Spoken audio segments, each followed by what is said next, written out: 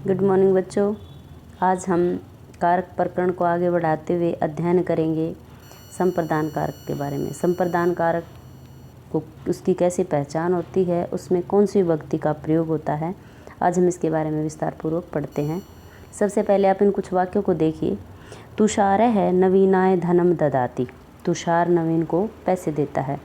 दिनेश है रोहिताय पुस्तकम ददाति, दिनेश रोहित के लिए पुस्तक देता है। इन वाक्यों से हमें पता चलता है कि यहाँ पर कर्ता किसी को कुछ दे रहा है, तो देने के अर्थ में संप्रदान कारक का प्रयोग होता है। आगे विस्तार से देखते हैं। संप्रदान कारक में चतुर्थी विभक्ति का प्रयोग होता है। जैसे कर्ता में प्रथमा का प्रयोग था, कर्म में द्वितीय का और कर्ण में तृतीय विभक्ति का, इसी प्रकार संप्रदान कारक में चतुर्थी विभक्ति का प्रयोग होता है। सबसे पहले हम देखेंगे परिभाषा।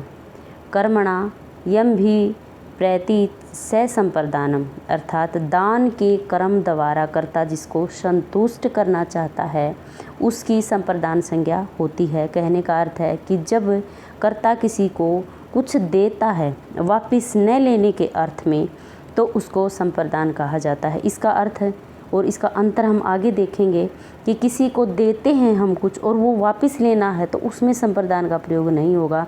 किसी को हम देकर वो चीज़ वापस न लें, उसमें हम संप्रदान का प्रयोग करते हैं। इसके लिए सबसे पहले हम ये उदाहरण देखेंगे। राजा विप्राय गाम ददाति, राजा ब्राह्मण को गाय देता है। इसमें देखिए राजा क्या है, कर्ता, इसमें प्रथम व्यक्ति का प्रयोग है। गाम क्या है, इसमें कर्म, जैसे हमने पहले किया था कि गाम कर्म में द्वितीय विभक्ति का प्रयोग और ददाती है क्रिया। राजा ब्राह्मण को गाय देता है। इस वाक्य में राजा गाय देने के लिए क्रिया द्वारा ब्राह्मण को संतुष्ट करना चाहता है, अतः जो ब्राह्मण में है विप्राय संप्रदान कारक है, इसमें चतुर्थी विभक्ति का प्रयोग होता है। अब हम पहचान के लिए कुछ वाक्य कर रहे हैं। जैसे पिता बालाय मोदकम ददाति, पिता बच्चे को लड्डू देता है। पिता क्या है, इसमें कर्ता, प्रथम विभक्ति का प्रयोग है। बालाय क्या है, बच्चे को, पिता बच्चे को देता है संतुष्ट करने के लिए कुछ, क्या देता है, मोदकम क्या हुआ, इसमें कर्म में द्वितीय विभक्ति का प्रयोग होता है। ददाति क्रिया है, तो पिता बच्चे को लड्डू देता है। इस वाक्य में पिता लड्डू देने की क्रिया से बच्चे को संतुष्ट करना चाहता है, तो इस बच्चा क्या हुआ, इसमें संप्रदान कारक हुआ। पिता बच्चे को संतुष्ट करना चाहता है, इसलिए यहाँ पर जिसको संतुष्ट करना चाहता है वो संप्रदान कारक होता है। एक उदाहरण और देखते हैं। जैसे धनिक है निर्धनाय वस्त्रम ददाति, धनिक जो धनी व्यक्ति है, निर्धनाय निर्धन को वस्त्रम ददाति। अब आप ये अंतर देखिए, जो धनिक है, अमीर आदमी है, वो निर्धन को वस्त्र देता है, वो उससे वापस लेने के लिए तो नहीं देता, वो दान अर्थ में दे रहा है। इस वाक्य में जो धनी है निर्धन को, गरीब को वस्त्र देकर संतुष्ट करना चाहता है, तो जो निर्धन है वह इसमें संप्रदान कारक है। अभी जैसे आपने 2-3 उदाहरण देखे, इससे आप समझ गए होंगे कि संप्रदान को हम कैसे पहचानते हैं कि कर्ता जिसको संतुष्ट करना चाहता है, जिसको संतुष्ट करने के लिए कुछ देता है, तो वो इसमें संप्रदान कारक होता है। संप्रदान पहचानने का एक तरीका यह है कि वाक्य में जिस शब्द के साथ को अथवा के लिए प्रयोग हो वह शब्द संप्रदान कारक होता है, किंतु यह आवश्यक नहीं है कि जिसके साथ को है वही संप्रदान हो, क्योंकि हमने पीछे पढ़ा था कि कर्ता में भी को का कर्म कारक के साथ भी को का प्रयोग होता है। यह भी जरूरी नहीं कि के लिए, एक तो को था, एक के लिए के भी युक्त हर शब्द संप्रदान हो। सम्यक प्रदानम संप्रदानम, हमें ये परिभाषा ध्यान करनी होगी कि ठीक तरह से दिया जाना ही संप्रदान कहलाता है। जैसे मैंने अभी आपको बताया था कि हम कर्ता जिसको कुछ देता है वापस न लेने के अर्थ में वही संप्रदान कारक होता है। ठीक तरह से कैसे हो, अभी जानोगे आप कि ठीक तरह से क्या होता है।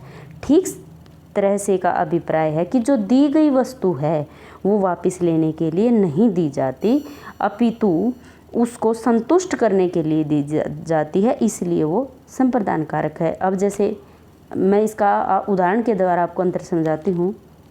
महिला रजकस्य वस्त्रम ददाति, महिला धोबी को वस्त्र देती है। तो महिला जब धोबी को वस्त्र, निर्धन को वस्त्र देती है तो वो दान के अर्थ में देती है, लेकिन वो धोबी को वस्त्र देती है, वो वापस लेने के अर्थ में दे रही है, तो इसको हम संप्रदान कारक नहीं कहेंगे। ये विशेष रूप से अंतर है। एक बार मैं फिर से पुनरावृत्ति कर देती हूँ कि जो कर्ता के द्वारा देने के अर्थ में, वापस न लेने के अर्थ में कुछ दिया जाए, संतुष्ट करने के लिए दिया जाए, वह संप्रदान कारक होगा। लेकिन अगर कुछ दिया जाता है और वो वापस लेने के अर्थ में दिया जाता है तो उसको हम संप्रदान कारक नहीं कहेंगे। जैसे यहाँ पर है, महिला रजकस्य वस्त्रम ददाति, महिला धोबी को वस्त्र देती है, तो महिला जो धोबी को वस्त्र देती है वो उसको संतुष्ट करने के लिए नहीं दे रही, अपितु उसको धोने के लिए दे रही है, जो उसको वापस लेने हैं। तो यहाँ पर रजक संप्रदान कारक नहीं है। संप्रदान में अब हम देखेंगे विभक्ति। अभी मैंने बताया था संप्रदान में चतुर्थी विभक्ति का प्रयोग होता है। जैसे ब्राह्मणाय भिक्षाम ददाति, ब्राह्मण के लिए भिक्षा देता है। अब आप यहाँ देखो, जैसे कोई भी किसी के अर्थ में, यहाँ पर कर्ता नहीं दिखा रखा, ब्राह्मणाय ब्राह्मण के लिए भिक्षाम ददाति, किसके लिए, किसको संतुष्ट करने के लिए भिक्षा दी जाती है, ब्राह्मण को। तो ब्राह्मण यहाँ पर संप्रदान कारक हुआ और संप्रदान कारक में चतुर्थी विभक्ति का प्रयोग किया जाता है। इसी के आधार पर हम कुछ अभ्यास के लिए ये वाक्य हैं 5, आप इनको लिखिए। इनमें से संप्रदान जो कारक है उसको चिन्हित कीजिए और उसमें उसकी विभक्ति का देखिए कि कौन सी विभक्ति का प्रयोग हुआ। पहले हम उसी तरीके से एक बार उदाहरण के तौर पर देख लेते हैं, हम उसी विभक्ति को पहचानेंगे। जैसे स श्रमिकाय वेतनम ददाति, वह श्रमिकाय, श्रमिक को, मजदूर को, वेतनम ददाति, वेतन देता है।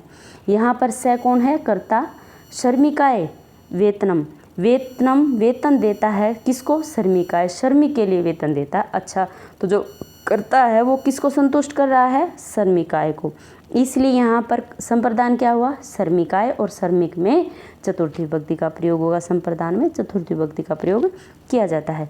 दूसरा उदाहरण देखिए, आपणिकय कृषिकाय बीजम ददाति, जो व्यापारी है, जो दुकानदार है, वो कृषिकाय, कृषक को बीजम ददाति, बीज देता है। यशोदा कृष्णाय नवनीतम ददाति, यशोदा जो है कृष्णाय, कृष्ण के लिए, कृष्ण को नवनीतम मक्खन ददाति, देती है, वो कृष्ण को मक्खन देती है। यशोदा किसको संतुष्ट करना चाहती है, कृष्ण को। तो यहाँ पर संप्रदान कौन हुआ, कृष्ण, तो कृष्ण में चतुर्थी विभक्ति का प्रयोग हुआ, कृष्णाय।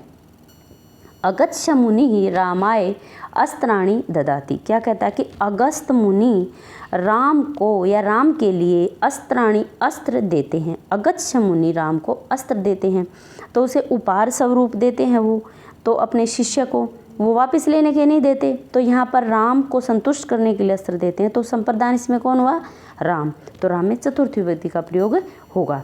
इसी प्रकार बालकः है वानराय फलम ददाति, जो बच्चे हैं वो वानर के लिए, वानर को फल देते हैं, तो जब वानर को फल देते हैं वो वापस तो लेंगे नहीं, तो इस संप्रदान अर्थ में, और संप्रदान यहाँ पर कौन हुआ, वानराय फलम ददाति, फल देते, तो वानराय में, वानर में उसकी चतुर्थी विभक्ति क्या हो जाएगी, वानर। इस प्रकार से आप अन्य वाक्य भी लिखकर संप्रदान की पहचान कर सकते हैं, उसकी चतुर्थी विभक्ति का प्रयोग करके देख सकते हैं। अभी जो ये यहाँ पर ये जो उदाहरण मैंने दिए हैं, इनको आप सभी को लिखिए और इसमें संप्रदान की पहचान कीजिए अभ्यास के लिए। अगर कोई दिक्कत आती है तो हम अगले लेसन में इसके ऊपर डिस्कस कर सकते हैं। Thank you.